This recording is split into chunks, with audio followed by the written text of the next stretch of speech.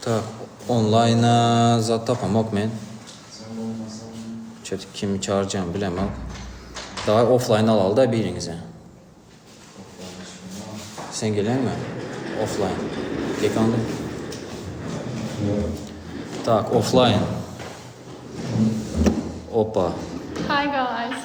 Opa.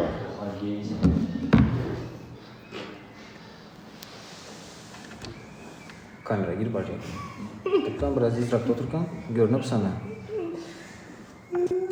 Tak, kimler var kimler yok. Çiçi, cik, halı. Tanıdınız lan bunu? Tanıyanlar hello deyip yazmakan. Tanımadılar. Tanımayla gerek mi? Ne, просмотр oldu gepeşen? Kimin dolandır ha? O kim beni yine ben Gül Baba'ya daha şovdan. Vay, sen şunda cevap ver Turkan. Ben şu son hak peşikte. Tak, 745 bana pahod yazdı. Kim o kirli dedi. Ben bet belli. Selam aleyküm.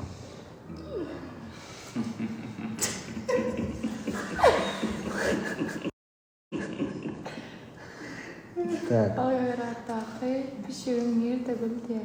Volgograd'da pişirme. De kanap koydu. Pişin vardı da. Pişirme zaten koydu. Apşagan yesi. Telegram'dan, blog'dan buldum mu diye. Like sonra подписка, подарок sonra versin.